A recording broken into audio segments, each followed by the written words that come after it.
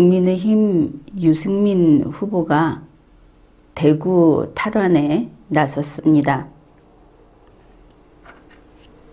최근 대구의 모습을 자주 보이고 있다. 그것을 알 수 있습니다. 유승민 후보는 현재 지지율 1위인 윤석열 후보에 대해서 이제 곧 내려온다. 이렇게 말을 했습니다. 내려온다는 것은 자기가 올라간다는 것이 아니고 윤석열 후보가 추락한다. 이런 뜻이죠. 그러고 보면은 이준석 대표도 윤석열 곧 정리된다. 이랬던 것이 기억이 납니다. 그런가 하면 유승민 후보는 지지율 2위인 홍준표 후보에 대해서도 홍준표 후보가 가져간 젊은 표는 이제 곧 유승민에게 돌아온다. 그래서 신경 안 쓴다. 이렇게 말을 했습니다. 유승민 후보의 계획은 이런 것 같습니다. 본인이 한 이야기입니다. 10월 8일이 되면 유승민은 4강에 올라간다. 그리고 나서 결국은 유승민과 홍준표가 양자 대결을 하게 된다. 그러나 홍준표에게 신경을 안 쓰기 때문에 11월 5일이면 유승민이 경선에서 승리한다. 방송에 나와서 한 이야기입니다. 유승민 후보는 윤석열, 홍준표, 그리고 젊은 표에 신경을 안 쓴다. 그렇게 이야기를 했습니다. 그러면 어디에 신경을 쓸까? 유승민 후보의 말입니다. 영남 보수층, 아니면 그냥 보수층, 그들이 나를 인정해 주느냐 안 해주느냐에 달려있다. 그래서 대구 탈환에 나선 것을 알 수 있습니다. 유승민 후보의 말을 종합해 보면 단지 대구에 그치는 것이 아니고 영남 보수표 사냥에 나섰다. 이렇게 보아야 하겠습니다.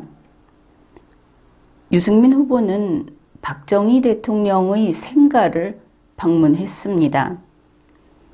또한 그동안 가지 않던 대구 시장을 방문을 했습니다. 그리고 또 하루 종일 대구 방문 계획이 있다. 이렇게 밝혔습니다. 유승민 후보가 이와 같은 행보를 하는 데에는 남모를 고민이 있는 것이죠. 우리가 알다시피 유승민이라는 이름에는 배신자, 이러한 딱지가 붙어 있는 겁니다. 박근혜 대통령 탄핵의 주범이다. 그러한 배신자 딱지가 붙어 있다. 그러면 국회에서 의결을 했는데 왜 유승민 한 사람에게 이렇게 배신자라고 지탄을 하는 것일까? 지나간 과거를 간단하게 살펴보기로 합시다. 2016년 11월 23일 유승민 의원에 대한 기사가 나왔습니다. 새누리당 안에서 탄핵에 찬성하는 숫자가 늘고 있다. 비상시국회의에 있는 사람들은 다 찬성하고 있다. 민주당도 빨리 탄핵에 나서라. 유승민 의원이 이렇게 독려하고 있다. 결국은 새누리당 비박파, 비박계 그쪽에서 이렇게 하고 있다 하는 뉴스가 있습니다. 그런데 좀 눈에 띄는 기사가 또 있습니다. 이로부터 얼마 지나지 않아서 2016년 12월 1일이 되면 김무성 씨하고 유승민 의원이 서로 정반대의 입장이다 하는 뉴스가 있는 겁니다. 12월 1일에 그쯤 돼서는 김무성 씨는 새누리당의 당론을 지지하면서 탄핵 반대로 돌아섰습니다. 새누리당의 당론은 박근혜 대통령이 2017년 4월에 퇴진을 하고 6월에 조기 대선을 실시한다 하는 그것이었습니다. 그런데 같은 12월 1일 유승민 의원은 이러한 새누리당의 당론과 정반대로 그래서 적극적으로 탄핵을 추진하기로 했다. 이런 뉴스가 12월 1일자로 나와 있습니다. 그리고 12월 4일입니다. 유승민 의원이 박근혜 대통령은 이선으로 후퇴해야 한다. 당장 하라는 것이겠죠. 그러면서 이러한 박근혜 퇴진과 관련한 우리 여야의 합의가 불발이 되면 12월 9일에 탄핵 표결을 강행하겠다. 그리고 3일 후 12월 7일입니다. 유승민 의원이 이렇게 말을 했다고 뉴스에 나와 있습니다. 박근혜 탄핵 찬성 표가 그 숫자가 얼마가 되는가 하는 것이 운명을 가른다. 그래서 탄핵 찬성표를 확보하기 위해서 찬성 명단을 공개하는 그런 강수를 쓸 생각이다. 왜냐하면 새누리당 의원들이 탄핵 찬성한다고 들어가서 탄핵 반대 투표를 하고 나올 가능성이 많기 때문에 이러한 이탈표를 방지하기 위해서 이렇게 하겠다. 그러면서 최악의 상황은 탄핵안이 부결되는 것이다. 이런 보도가 나온 겁니다. 그리고 이틀 후 12월 9일입니다. 김무성 씨는 탄핵 반대로 돌아섰다고 했죠. 그것을 12월 9일에 유승민 의원이 어떻게 했는지 김무성 씨를 끌어들여서 탄핵 가결을 주도하고 가결, 그런 결과를 이끌어냅니다. 그리고 나서 12월 26일자 뉴스입니다. 유승민 의원이 정치 16년에서 최대 승부수를 던졌다. 이런 것들은 다 기사 제목입니다. 유승민 의원이 34명의 의원을 이끌고 12월 21일에 탈당을 선언합니다. 제3지대 창당을 하겠다. 그렇게 한 것이죠. 그런데 이게 2016년에 창당을 한다고 하는 그 정당의 색깔이 지금 국민의힘의 유승민계하고 똑같다. 이것이 참 특이합니다. 유승민 의원이 내세운 것은 정의롭고 따뜻한 새로운 보수당. 그래서 김무성 씨는 창당 작업을 담당하고 유승민 의원은 대선 출마 준비를 시작했다. 그리고 이때 그 정당에서 어떻게 갈 것인가 하는 것이 경제정책은 진보, 그러니까 좌파 경제, 안보는 보수, 이것을 내세웠습니다. 지금하고 동일합니다. 유승민 후보가 내세우는 것이 똑같다. 이제 그 다음에 2017년 3월 19일 유승민 씨는 박근혜 대통령 탄핵 후 처음으로 대구를 방문해서 기자회견을 합니다. 그러면서 이렇게 밝힌 것이죠. 보수를 망친 박근혜는 국민 앞에 머리를 숙여라. 대구에 가서 이렇게 말을 했습니다. 그리고 헌법재판소에서 결정한 탄핵 결정에 불복하는 자유한국당과는 손을 끊겠다. 이렇게 선언을 한 것이죠.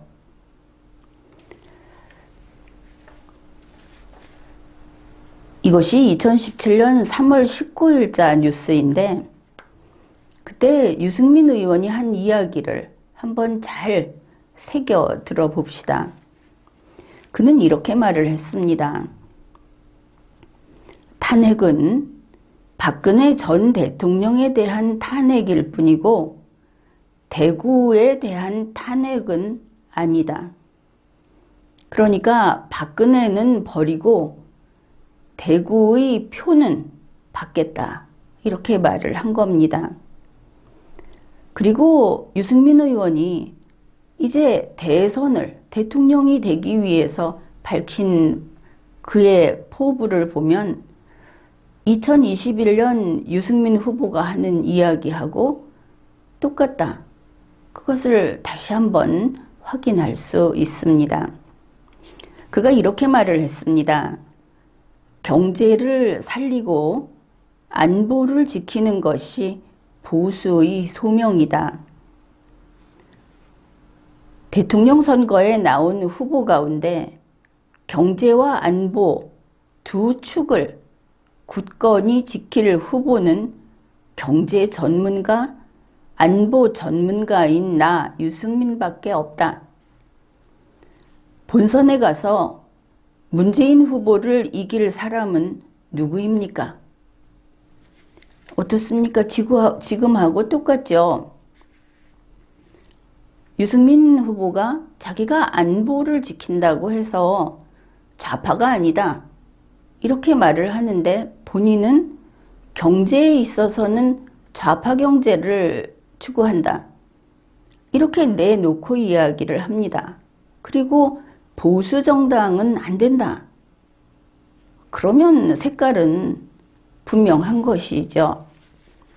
지금 유승민 후보가 이때의 말이 달라진 것은 사람 이름밖에 없습니다. 그는 지금 이렇게 이야기를 하죠. 본선에 가서 이재명 후보를 이길 사람은 누구입니까? 경제 전문가, 안보 전문가인 나 유승민밖에 없습니다.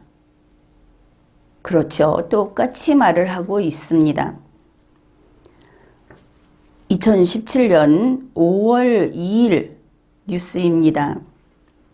그때 대선 후보였던 홍준표 후보가 이렇게 말을 합니다. 유승민 측에서 의원 13명이 탈당을 했다. 바로 이때의 복당파들입니다. 이 사람들은 유승민하고 같이 묶어서 생각을 좀 하지 않는 것이 좋겠다. 그렇게 보이는 것이 이들이 왜 탈당을 했는가 하는 이유를 홍준표 의원이 이렇게 밝혔습니다. 유승민이 덕이 없어서 도저히 이런 사람을 대선 후보로 해가지고는 대선을 치를 수 없다. 그래서 우리는 탈당했다. 그것이 1차 탈당파이고 그 사람들은 그 다음에 자유한국당의 식구로서 같이 활동을 하고 있었던 것입니다. 홍준표 후보가 우리가 사실 궁금해하고 있었던 것이 왜 유승민이 배신자 하면은 바로 유승민으로 가는가 했던 것을 이때 홍준표 후보가 이렇게 밝힙니다. 유승민은 박근혜 대통령의 비서실장을 했던 사람인데 그러면서 탄핵에 찬성했다. 유승민은 박근혜를 정치적으로, 정책적으로, 인간적으로 배신했다. 이런 배신자는 앞으로 정치하기 어렵다. 이런 이야기를 했습니다. 그래서 유승민 씨가 배신자로 된 거구나. 이런 사정 때문에 배신자라고 불리우는 것이구나. 이렇게 알 수 있습니다. 그런데 현재 유승민 후보는 2021년 9월에도 당당하게 이야기를 했습니다. 나는 배신을 했다 하고 생각해 본 적이 없다. 탄핵에 찬성한 게 어째서 배신이냐? 그러면 최순실이 충신이냐? 나는 내가 탄핵을 성사시킨 것이 보수에게 백신을 접종해 준 것이라고 생각을 한다. 그것이 근래에 한 이야기입니다. 유승민 후보는 늘 이런 이야기를 하죠. 나는 선거를 앞두고 진심으로 화해하기 위해서 탄핵의 강을 건너자고 했다. 이준석 대표도 이 탄핵의 강을 건너야 한다 하는 이야기를 때때로 했었습니다. 국민의힘의 유승민계 그쪽에서도 지금도 똑같은 이야기를 하고 있습니다. 그러면 탄핵의 강을 건너자는 것은 무엇인가? 유승민 후보가 진심으로 화해를 한다고 하면 보통 화해는 그렇게 하죠. 싸우는 양측이 있으면 양측이 다 사과를 하고 화해를 합니다. 그러면 유승민 후보는 내가 잘못했다. 내가 좀 과했다. 유승민을 배신자라고 부르는 쪽에서는 우리가 좀 잘못했다. 우리가 과했다. 이렇게 되어야 하겠죠. 그러면 유승민 후보가 말하는 화해를 하기 위해서 탄핵의 강을 건너자고 했다 하는 것은 무슨 뜻일까? 이 내용을 알아보려면 2019년 11월 7일로 거슬러 올라가야 합니다. 2019년 유승민 씨는 변화와 혁신을 위한 비상행동이라고 하는 이것을 줄여서 변혁이라고 부릅니다. 그 변혁의 대표였습니다. 이 유승민 대표는 당시 황교안 대표가 있었던 자유한국당에 통합 조건 3가지를 제시합니다. 하나는 탄핵의 강을 건너자. 두 번째는 더 이상 보수 정당이어서는 안 된다 하는 탈보수. 그리고 세 번째는 자유한국당을 철거하자. 공중분해시키자. 그래서 이때 신설합당을 했습니다. 그런데 탄핵의 강을 건너자 하는 것은 우리가 알고 있는 양측이 화해를 하는 방식이 아니고 유승민의 반대편에 있던 사람들이 사과를 하고 들어오는 방식이었습니다. 그러니까 유승민이 탄핵을 주도했다 하는 거에 대해서 더 이상 유승민이 잘못했다, 유승민이 나쁘다 하는 이야기를 앞으로는 다시는 하지 않겠다. 그게 탄핵의 강을 건너는 방법이었습니다. 이때 대통합을 하자고 했는데 황교안 대표는 우리 공화당도 함께 가자 이랬습니다. 그런데 유승민 대표가 이것을 반대했습니다. 우리 공화당이 탄핵에 대해서 이미 헌법적 판단이 내려지고 이미 역사 속으로 들어간 탄핵 문제에 대해서 절대 인정할 수 없다는 태도를 지니고 있어서 그런 한 내가 말하는 보수 재건의 원칙에서 벗어난다. 그 다음에 황교안 대표는 자유민주주의와 시장경제의 헌법 가치를 받드는 모든 분들과 정치적 통합을 추진하겠다. 이렇게 했는데 유승민 대표가 반대했습니다. 자유우파로의 통합은 안 된다. 유승민의 변혁은 앞에 이야기한 그 무슨 정치조직의 그 변혁은 중도의 지지를 받는 개혁 보수다. 결국 지금 우리가 홍준표 후보가 파란 후보가 된 것과 같은, 그리고 지금 보면 유승민 후보, 유승민계가 모든 면에서 문재인 이중대로 돼버린 것을 보는, 이것을 지향하고 있었고 이것 때문에 대통합이 제대로 안 됐다. 그것을 알 수 있습니다. 이것이 2019년 11월 7일의 뉴스입니다. 이 2019년 11월 7일 이후에 곧 선거가 있고 선거에서는 공천도 받아야 하고 하는 각자 자신의 그 이득을 추구하는 사람들이 유승민계하고 암암리에 손을 잡았습니다. 그것이 다수를 이룬 것이죠. 정당에서 다수결로 의사결정을 하고 그리고 자유한국당이 해체됩니다. 신설합당을 했다. 그것은 지난 방송을 참조하십시오.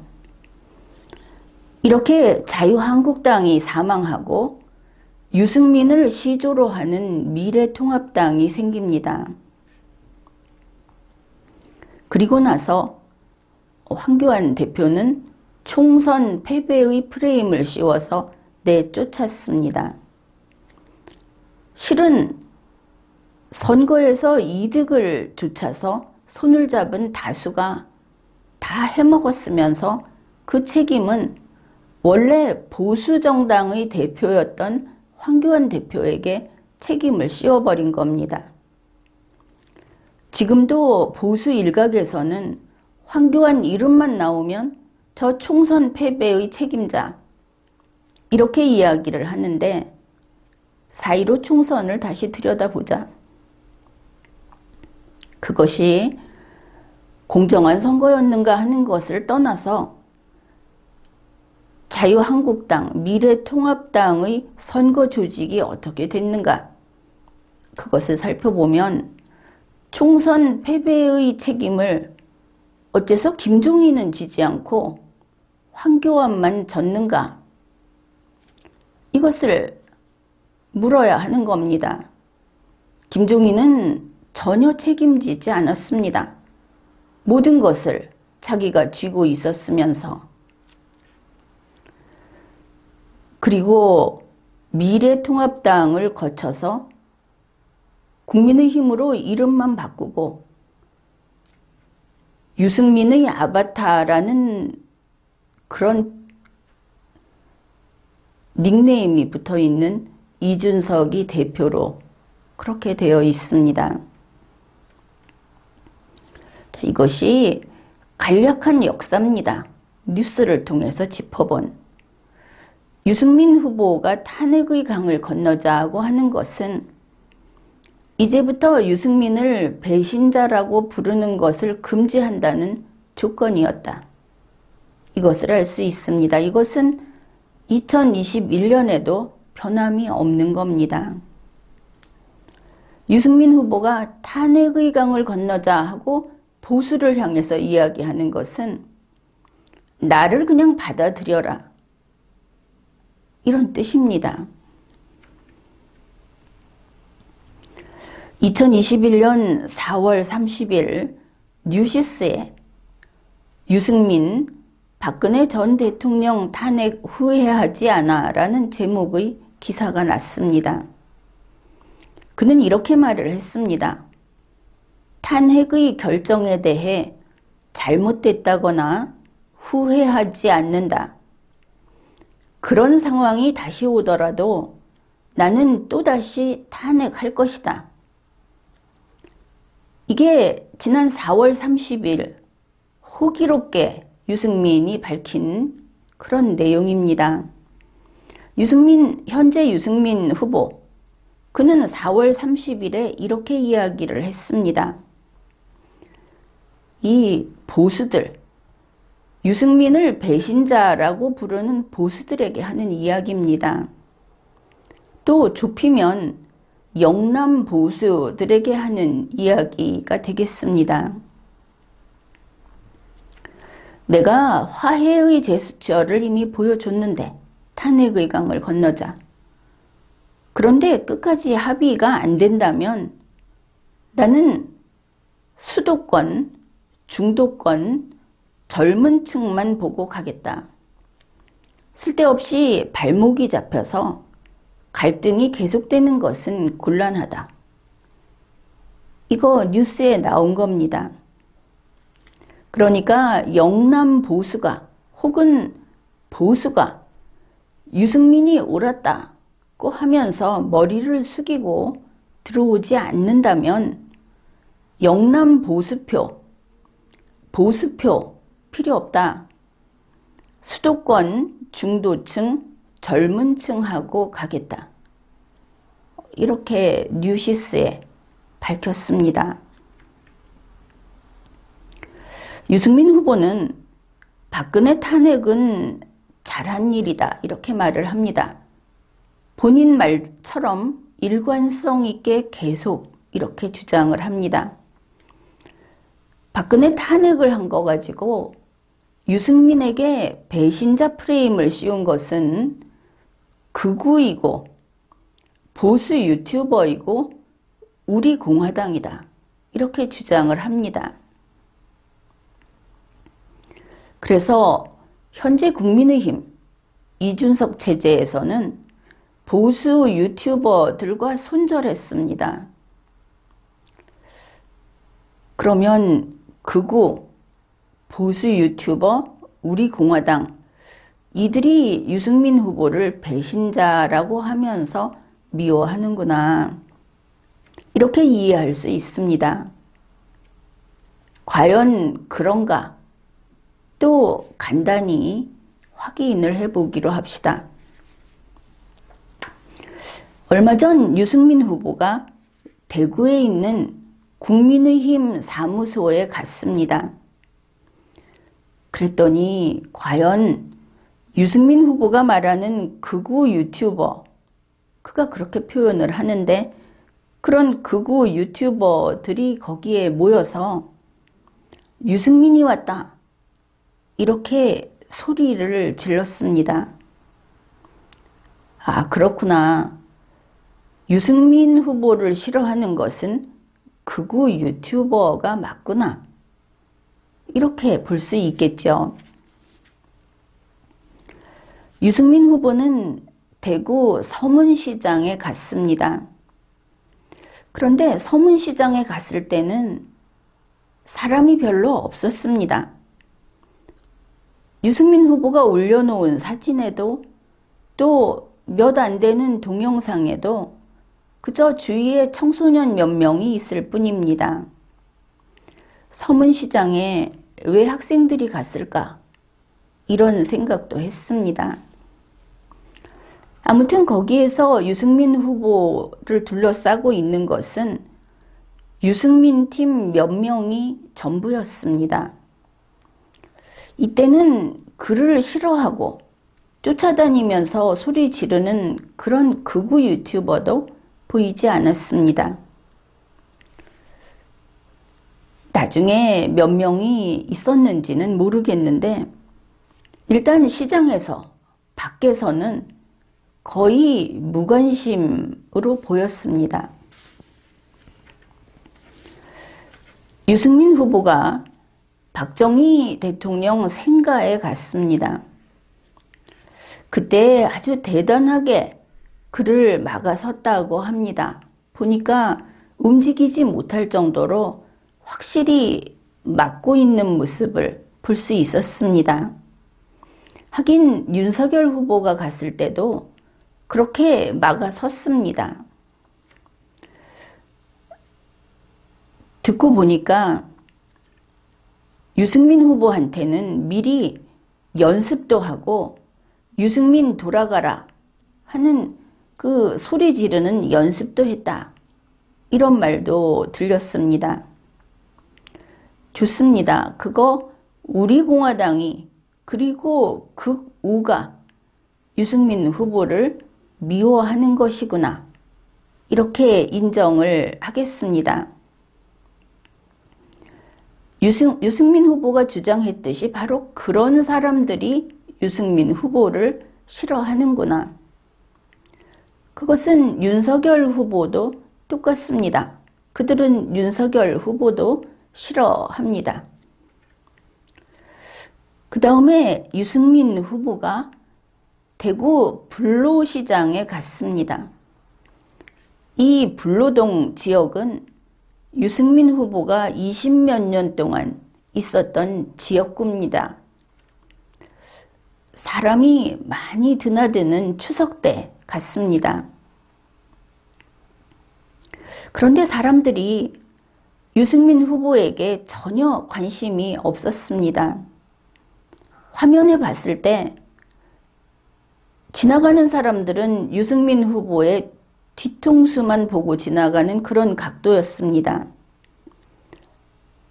비록 뒷모습이라고는 하지만 그 앞에 마이크를 들고 카메라를 든 사람들이 서너 명이나 둘러싸고 있는데 아무도 이 남자에게 관심이 없었습니다.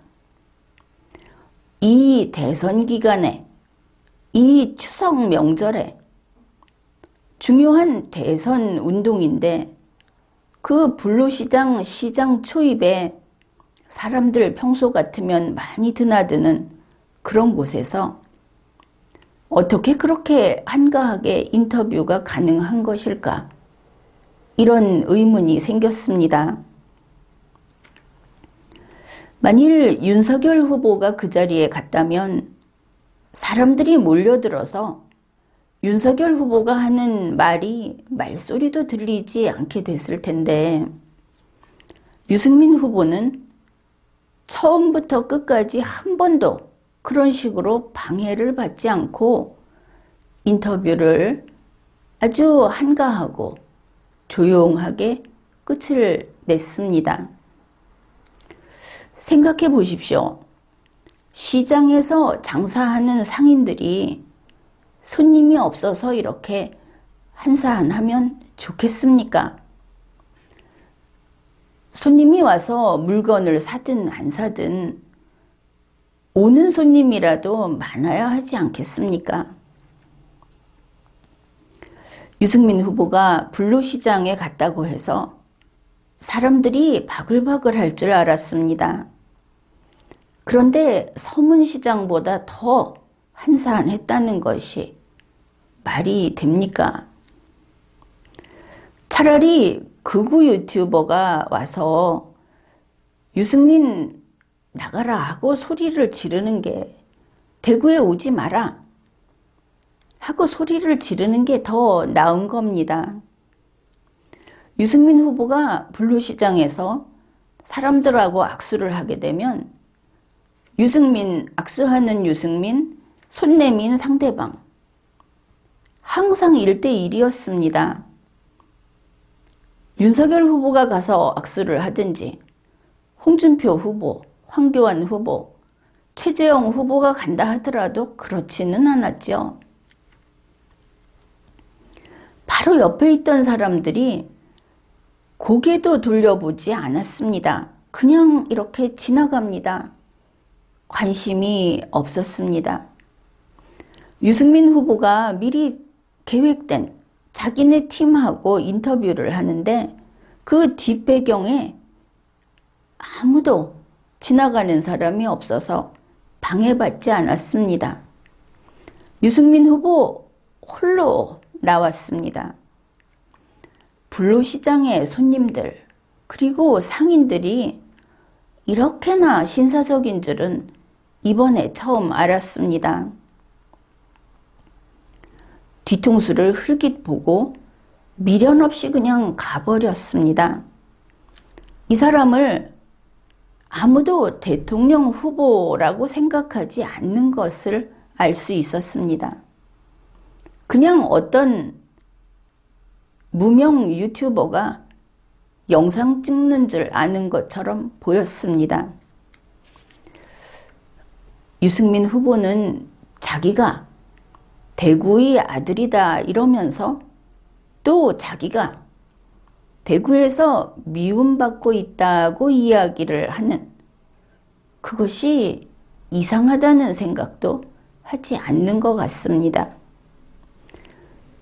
다들 자기 지역구에서는 어쨌든 조금이라도 덕을 보지 않습니까? 이걸 보면 유승민 후보는 대구의 아들이 아니라 대구가 인연 끄는 옛날에 한번 아들이었던 적이 있는 그런 사람처럼 보였습니다. 결국 이렇게 확인을 해보면 유승민 후보는 김무성 전 대표보다 훨씬 더 아주 꼴보기 싫은 지독한 배신자로 취급되고 있다. 그것을 알 수 있었습니다. 유승민 후보는 최고의 탄핵의 선봉장으로 그렇게 인정을 받고 그렇게 미움을 받고 있는 것을 알 수 있었습니다. 그리고 보면 보수에서 99.9%가 유승민 배신자 이러면서 싫어한다는 것을 알 수 있었습니다. 이렇게 되니까 유승민 후보는 자기가 탄핵 배신자라는 그 자리에서 이 사람들의 미움을 다른 사람에게로 옮기려는 그런 표지가리를 시도했습니다. 바로 탄핵 배신자가 아니고 박근혜 구속 배신자, 저 배신자를 미워하라. 이런 것이죠. 배신자 유승민에서 배신자 윤석열로 바꾸려는 그러한 시도를 토론회에서도 하고 방송에서도 하고 글을 쓸 때도 그런 내용을 썼습니다. 유승민 후보가 방송에서 이런 이야기를 했습니다. 박근혜를 구속 수사하고 30년 구형한 것은 윤석열이다. 윤석열이 적폐 수사를 얼마나 가혹하게 했는지 영남의 유권자들이 그걸 깨달으면 윤석열한테 기울었던 마음을 거두고 유승민에게 표 줄 수밖에 없다. 유승민 후보는 9월 26일 국민의힘 3차 토론에서 윤석열 후보에게 이렇게 말을 했습니다. 박영수 특검 밑에서 박근혜 대통령에게 직권남용 30년, 국고 손실 12년, 선거법 위반 3년, 총 45년을 구형했고 그래서 지금 박근혜 대통령이 감옥에 있다. 자신이 한 일을 잘했다고 생각하는가? 이렇게 물었습니다. 윤석열 후보는 그게 뭐 잘한 일이겠느냐 이렇게 말을 했죠. 유승민 후보는 지금도 탄핵은 잘한 일이다 이렇게 답변하는 것과는 전혀 다른 답을 한 겁니다. 윤석열 후보는 그냥 법에 따라서 그렇게 한 것이고 구형도 정해진 양형 기준표대로 그냥 해야 하는 거다. 그런데 지금 국민의 뜻이 어떤지 나는 모르겠지만 개인적으로는 이 정도 고생을 했으면 사면해야 한다고 본다. 이런 답을 했습니다. 그러고 보면 정말 국민의 뜻은 박근혜 대통령을 탄핵했던 그때와 지금 어떻게 달라졌을까? 그때는 어땠을까? 그래서 갤럽 리포트를 찾아보았습니다. 4년 전 그때 2017년 3월 첫째 주의 여론조사 결과입니다. 이때 조사를 2017년 2월 28일과 3월 2일에 했습니다. 여기에 보니까 그 당시에 대선 후보 지지도도 있어서 그것도 소개를 하겠습니다. 그때 대선 후보 지지도는 문재인 34%, 안희정 15%, 황교안 8%, 이재명 8%, 유승민 1% 이랬습니다. 또 60대 이상에서는 황교안 19%, 문재인 15%, 안희정 15%. 그러나 그때 황교안 권한대행은 대선 출마를 하지 않았죠. 그 다음에 그때 그 특검하고 관련해서 중요한 결정을 내린 사항이 있습니다. 이것은 그 성격이 대단히 중요하고 반드시 알아두어야 하는 것인데, 그래서 갤럽에서도 이게 여론조사 항목에 들어갔던 겁니다. 황교안 대통령 권한대행이 특검이 수사 연장을 하겠다고 요청을 했는데 그것을 불승인했다. 이게 잘했나 잘못했나 하고 여론조사를 했습니다. 그랬더니 2017년 3월 첫째 주 잘했다가 25%밖에 안 됩니다. 잘못했다가 62%였습니다. 탄핵 반대를 하는 사람들 사이에서는 잘했다가 77%였고 자유한국당 지지층 중에서는 잘했다가 74%였습니다. 이게 얼마나 중요한가 하면은 이때 황교안 권한대행이 특검 수사 연장을 불승인을 하지 않고 다른 두 가지 선택지가 있었습니다. 그 중에 그러니까 세 가지 중에 다른 두 가지를 선택을 했었으면 이 수사는 훨씬 확장이 됐고 훨씬 더 많은 사람들이 고초를 겪었을 겁니다. 보수의 밑바닥이 파헤쳐졌을 것이다. 그 정도로 중요한 사건입니다. 박근혜 대통령 탄핵에 찬성한 쪽은 어딘가? 더불어민주당은 무려 97%가 그거 잘했다. 이렇게 찬성을 했고 유승민의 바른정당은 66%가 잘했다. 이랬습니다. 자유한국당을 지지하는 사람들은 박근혜 대통령 탄핵에 반대한다가 76%였습니다. 4년 전 그때 우리 국민의 뜻을 이것을 기초로 미루어 볼 수 있겠죠. 그러면 지금은 어떨까? 일단 국민의 입장에서는 모두 지나간 일임에는 틀림이 없습니다. 지금 보면 국민들이 사면하는 데 대해서는 그다지 반감이 없는 것 같습니다. 사면은 괜찮다. 그렇지만 알아두어야 할 것이 오늘의 국민이 사면이 괜찮다고 해서 4년 전 탄핵이 무효라는 입장은 아니다. 이것을 분명히 알아야 합니다.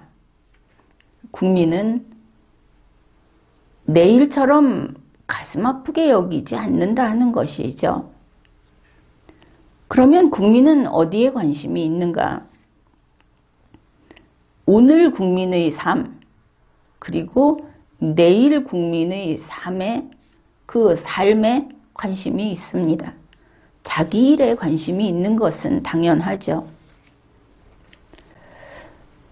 그렇다면 탄핵 주범 유승민에 대해서 배신자여서 싫다. 이러는 것은 알겠다. 이렇게 말을 한다고 합시다. 그렇다면 구속 주범인 윤석열은 어떤가?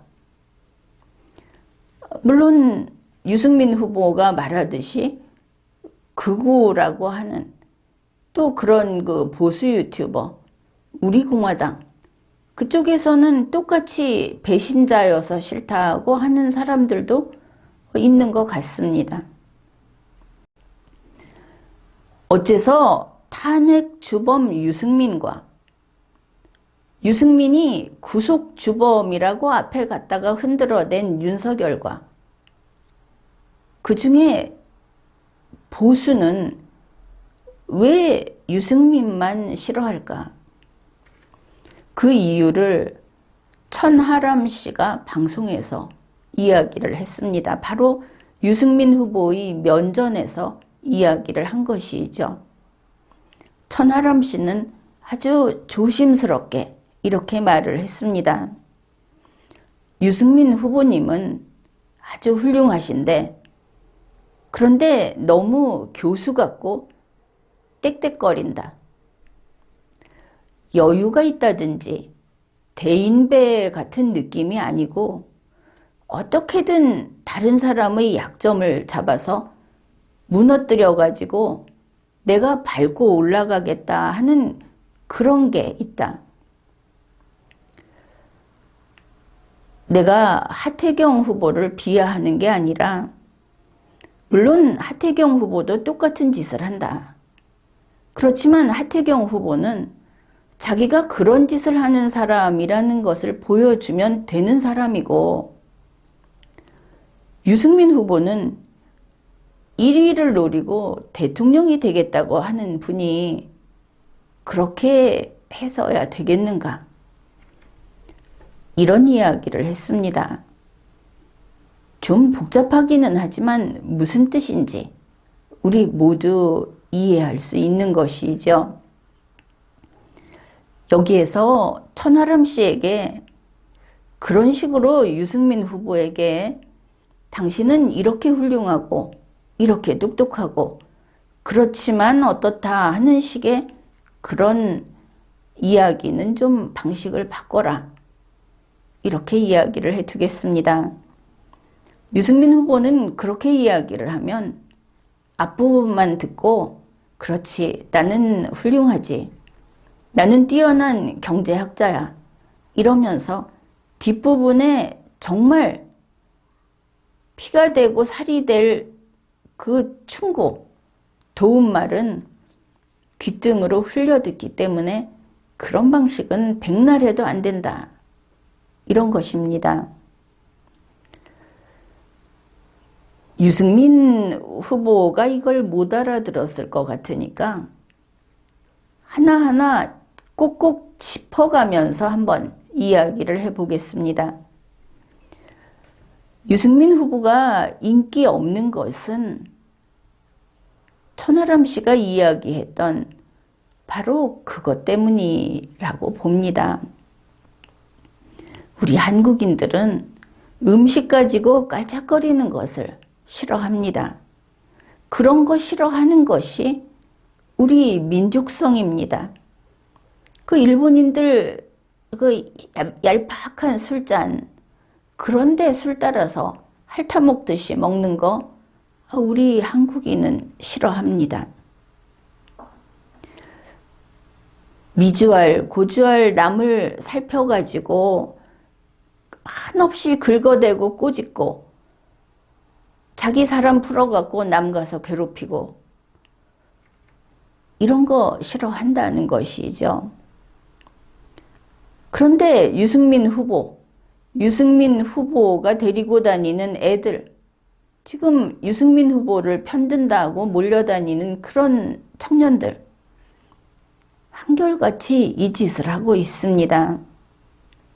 유승민 후보가 한국인의 정서를 모르는 것이죠. 그 일본 술 이야기 했는데 한국인은 그냥 술 한 사발 벌컥벌컥 들이키는 거, 그런 걸 좋아합니다. 사람들이 유승민 후보가 그 표지가리 하려고 그렇게 애를 썼는데 어째서 유승민 후보 말대로 박근혜 대통령을 구속시킨 윤석열 후보보다 탄핵 주범 유승민 후보를 더 싫어하는 것일까? 그걸 한번 생각해 보십시오. 그냥 배신자, 이렇게 글자로 생각하지 말고 나의 어떤 태도가, 나의 어느 부분이 저렇게 싫은 것일까? 내가 뭘 잘못했나 이렇게 따지지 말고 왜 나한테만 그래? 이러지 말고 나에게 무슨 문제가 있을까를 스스로 생각해 보라 하는 말입니다. 사실 이렇게까지 4년이 흐르도록 자기의 태도를 안 바꾸고 자기가 뭐가 문제인지를 모르는 유승민 후보도 문제가 크죠. 사람들이 김무성 전 대표나 주호영 의원, 유승민 후보처럼 그렇게 싫어하지 않습니다. 유승민 후보만 싫어합니다. 이준석 대표, 결국 뽑아줘도 저렇게 문제 일으키고 있지만 일단은 당대표로 뽑아줬지 않습니까? 유승민 후보의 아바타도 당대표로 뽑아주는 그 대중이, 그 보수가 어째서 유승민 후보만 미워할까? 천하람 씨가 직접 이야기는 안 했지만 밖에서는 다들 듣고 다들 하는 이야기가 있습니다. 경상도 말로 가시네처럼 조잘조잘 거린다. 천하람 씨가 뭐 떽떽거린다 이렇게 바로 면전에서 그 이야기를 했다는 것은 내가 저 소리 듣게 했구나 느껴야 하는 것이죠. 유승민 하면 깐죽된다. 사람들이 그럽니다. 그 꼴이 보기 싫은 것입니다. 다시 말해서 사내가 아니다. 사내답지 못하다. 아마 대중의 마음은 이런 게 아닌가 싶습니다. 한번 바꾸어서 생각을 해 보기로 하죠. 윤석열 후보를 보수 대중이 왜 좋아할까? 그것은 사나이다워서 그래서 좋아하는 겁니다. 결국 이렇게 대비를 시키면 윤석열 후보는 사내답고 유승민 후보는 사내가 아니다. 뭐 이렇게 보고 있는 거다. 윤석열 후보는 좀 틀리고 실수도 하고 그래서 너 틀렸다 이러면 시원시원하게 내가 틀렸습니다. 내가 몰랐습니다. 이래야 뭐 말하는 사람도 말하는 보람이 있는 거 아니겠습니까? 지난번에 윤석열 후보가 잔치국수 먹던 날 조금 보기 좋지는 않았죠. 잔치국수를 입이 메어져라 하고 잔뜩 집어넣고 우물거리면서 그리고 국수를 입으로 끊어내는 그런 것이었는데 만약에 상황을 바꿔서 유승민 후보가 잔치국수를 그렇게 먹었다고 하면은 얼마나 욕을 먹었을까? 쉽게 상상할 수 있는 겁니다.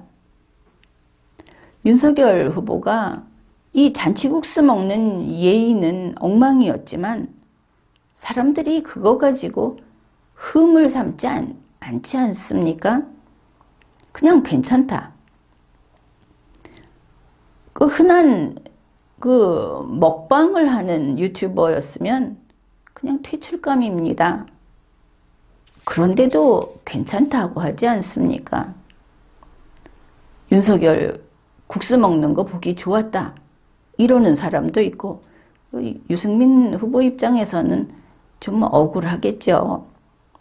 왜 나는 안 되는 걸까? 왜 나만 미워하는 걸까? 이런 생각을 할지도 모르겠습니다. 유승민 후보나 하태경 후보 보면은 좌파에서 넘어온 전향자들 얼마나 많습니까? 보수는 오면 다 받아줍니다. 와서 같이 어울리고 신의를 지키고 가족이 되면 그냥 가족으로 살아갑니다. 과거를 캐내서 꼬리표 달아놓고 차별하지 않습니다. 그런데 왜 전향자 하면은 하태경이고 배신자 하면은 유승민인가? 왜 이들 두 사람은 그 이미지를 계속 가지고 가는 것일까? 하태경 후보가 뭘 그렇게 잘못한 것일까? 한번 생각을 해보십시오. 어째서 하태경 후보하고 유승민 후보 둘은 그렇게 둘이서 꼭 모여서 다니면서 왜 그 두 사람은 속칭 갈굼을 당하고 있는 것일까? 보기만 하면 미워하고 지나가다가 그냥 한가하면 돌 한번 던져주고 싶어 하고 왜 그러는 것일까? 유승민 후보하고 하태경 후보는 자기 자신들이 그렇게 살고 있는 거에 대해서 이 문제에 대해서 실존적으로 반성을 좀 하시기 바랍니다. 이렇게 보면 결국 보수가 유승민 후보를 싫어하는 이유는 한 두 가지 정도를 꼽을 수 있겠습니다. 첫째는 탄핵 주범으로서 배신자다 하는 것이고, 둘째는 보수가 보기에 유승민 후보는 배신자 근성을 뼛속 깊이 아예 유전적으로 말하자면 그렇게 가지고 있다.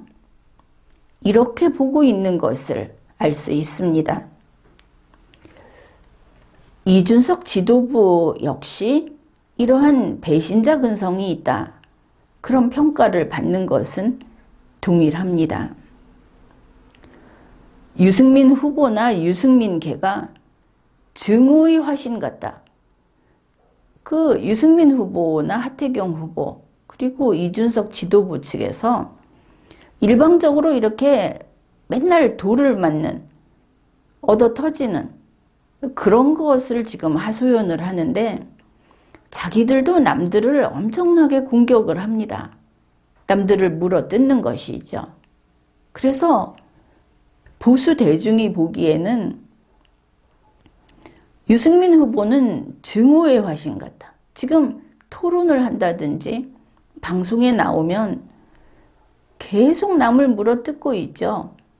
얼마 전에 그 MBC에 나와서도 좀 그러지 마시고 좀 대인배답게 하십시오. 이러니까 좀 노력을 하지요 하면서 그런데 홍준표가 이러면서 바로 욕을 하고 본인이 아예 그 절제가 안 되는 것처럼 그렇게 보이니까 대중이 정확하게 채점을 하지 않습니까? 이번에 곽상도 의원이 그 아들이 화천대유하고 관련해서 퇴직금 문제로 국민의힘 탈당을 했습니다. 곽상도 의원이 그래 탈당했으면 된 거 아닙니까? 그런데 유승민 후보가 이 경선 토론회에서 모두 발언하고 자기 주도권 토론하고 할 때 계속 이거 탈당만 해서는 안 된다. 출당을 해야 한다. 그리고 다른 후보들에게 강요를 하는 겁니다. 그러니까 윤석열 후보가 출당은 징계 조치인데 그것까지 해야 하느냐. 원하는 대로 동조를 안 해주죠. 왜냐하면 사람들은 이렇게 집요하고 잔혹하게 다른 사람이 그 사람이 설령 범죄 혐의가 있다 하더라도 아는 사람은 그냥 아는 사람일 뿐이죠. 자기들이 수사관도 아니고. 그런데 개인적인 친분이 있든지 같은 당에서 동료로서 동료애가 있든지 하는 관계에서는 그 사람이 설령 범죄 혐의가 있다 하더라도 그걸 숨겨주는 건 좋은 게 아니지만 그렇다고 해서 그걸 들춰내서 욕을 하는 것은 그건 덕이 없는 짓입니다. 결국 곽상도 의원이 스스로 탈당을 했는데 유승민 후보가 이렇게 악착스럽게 저거 탈당 내버려 두면 안 된다. 출당시켜야 된다. 이게 부관참시 하겠다는 것인데 국민들이 그런 거 보기 좋아하지 않습니다. 그런데 하는 것이죠. 하태경 후보, 황교안 후보가 부정선거를 밝히고 그리고 앞으로 있을 대선 여기에서 부정선거가 없도록 철저히 조치를 하자. 국민의힘 당내 경선도 부정 경선이어서는 안 된다. 이런 주장을 했습니다. 그랬더니 하태경 후보가 부정선거라는 건 절대 있을 수 없다. 황교안 후보는 허위 주장을 했다. 이러면서 자기가 동영상을 따로 찍어서 올리고 그리고 당에다가 황교안 후보를 징계하라고 징계 요구를 했습니다. 이 하태경 후보의 행위도 납득하기 어렵죠. 부정선거가 절대 없으니까 부정선거는 의심도 하지 말자. 그건 말이 되지 않는 겁니다. 항상 의심하고 항상 주의를 해도 결코 지나치지 않은 것이죠. 그렇다면 이러한 하태경 후보의 과도한 태도, 이거는 내부 총질이다. 역시 증오의 화신인가? 아니면 모종의 목표가 있어서 후보를 골라가면서 사살하는 작전인가? 이게 유승민계의 특징인 겁니다. 그런가 하면 배현진 의원 역시 또 나타나셨습니다. 9월 27일 문재인 민주당의 국민청원 게시판에서 장제원 의원을 국회의원에서 의원직을 박탈해야 한다 하는 게시글이 12만 건이나 올라갔다. 뭐 누가 나서서 하는지 뻔히 알죠.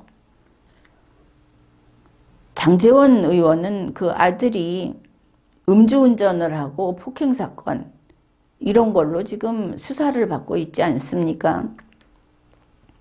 그런데 배현진 의원이 나서서 이렇게 밝힌 겁니다. 장제원 의원은 자기 일 아니라고 발뺌하지 말고 국민에게 끼친 실망감을 장제원 의원이 갚아라. 지금 국민청원 게시판에서 저거 잘라라 하고 12만 건이 올라왔다는데 같은 뉴스에서 이 배현진 의원의 주장이 같이 실려 있습니다. 그러면 배현진 의원이 장제원 의원 의원직 사퇴하라 하고 요구한 것이 되죠. 문재인 민주당의 국민청원에 올라온 그것을 같이 힘을 밀어주고 있는 겁니다. 이게 할 짓이냐? 장제원 의원은 우리가 그 아들내미 좀 간수 잘해라 하고 비판을 하기는 하지만 그거 자식 문제 아닙니까? 밖에서 그 자식이 수사를 받는 것은 그 본인의 문제고 장제원 의원 입장에서는 고민하고 지난번에 또 사과도 하고 윤석열 후보자 캠프에서 자기가 누가 된다 하면서 나가겠다고 밝혔다는 뉴스도 나왔습니다. 그렇지만 배현진 의원이 말하는 것처럼 이런 일을 가지고 같은 당의 장제원 의원에게 국회의원 제명하자 하고 주장하는 것은 전혀 다른 문제인 겁니다. 이거 내부 총질 맞죠? 배현진 의원 이 국회의원으로서 자질이 의심스럽고 뭐 하는 사람인가 이런 생각을 하게 됩니다. 그렇지 않아도 얼마 전에 그 노인들에게 꼭 필요한 시설을 우리 동네 배현진 의원 뭐 이러고 저러고 하지만 거기 집값 떨어지고 땅값 떨어질까봐 아무튼 반대한 거 아닙니까? 그거 빼돌린 거 그거 가지고 막 그 환호를 하면서 너무 기뻐요 하면서 보도자료 뿌렸지 않습니까? 이 정신 나간 여자다. 배현진 의원, 장제원 의원 보고 사퇴 요구하면서 자기가 청년이라고 그러는데 이런 청년한테 일을 맡기니까 국민의힘이 이 꼴 되는 겁니다. 볼수록 한심하고 그리고 머릿속에 든 게 하나도 없어요. 이게 증오의 화신들만 모여있다. 이런 것들이 지금 유승민 후보 쪽에서 우리 보수 대중에게 보여주고 있는 그 자신들의 본색입니다. 마침 이야기를 하다 보니까 유승민 후보는 이번 토론에서도 또 윤석열 후보에게 아직도 그 뭐 군필자에게 주택 청약 가점 주는 거 그거 가지고 내가 내놓은 그 숫자까지 똑같이 내놨다. 이거 베껴간 거다. 그러면서 그 로데이터 어떻게 해서 그 5점이라는 게 나왔는지 그러니까 2점도 아니고 3점도 아니고 5점이니까 수상해 이래 가면서 어째서 가점을 5점 주기로 했는지 증거를 제출해라. 윤석열 후보도 좀 싫은 소리를 했죠, 이번에는. 그런데 이것만큼은 이제 확실히 짚고 가야 하겠습니다. 유승민 후보 그 5라는 숫자, 거기에 그렇게 자부심을 느낍니까? 이 세상에서 군필자 이 가점 5라는 숫자를 찾아낸 게 유승민 후보가 머리를 싸매고 경제학적으로 고민해서 찾아낸 겁니까? 그렇다면 별 쓰잘데없는데 에너지를 소모한 겁니다. 이 5점이라고 하는 것은 숫자 5라고 하는 것은 대단한 어떤 통계 분석, 데이터 분석을 해서 추적 조사를 해서 나오는 그런 게 아닙니다. 우리나라에는 군 가산점이라는 것이 1984년부터 있었습니다. 그리고 그거는 5%였습니다. 2년 이상 복무한 사람은 5%, 2년 미만 복무한 사람은 3%. 그래서 이게 100%일 때는 5%, 그 다음에 다른 가점일 때는 5점, 이렇게 숫자 5라는 것이 오래전부터 옛날부터 있었던 겁니다. 주택 청약 가점은 총점이 한 84점인가 이렇다고 하니까 군필자 가산점이 가점이 5점 이렇게 간 것이죠. 어떤 식으로 이러한 정책을 세우고 어떤 식으로 이 군필자에게 주택을 청약하는 데 도움을 줄 것인가. 이 과정을 중요시해야 하는 것이지 5라는 숫자에 목을 맬 필요가 없습니다. 유승민 후보는 그 5라는 숫자를 내가 금을 캐듯이 캐서 만들어낸 거라고 생각을 할지 모르겠는데 우리나라에서는 이 5라는 숫자를 선택할 때는 근거도 필요 없다. 그렇게 생각을 해도 지나친 게 아닙니다. 다시는 이거 가지고 시비거리로 삼지 말기 바랍니다. 지금까지 리걸마인드 연구소였습니다.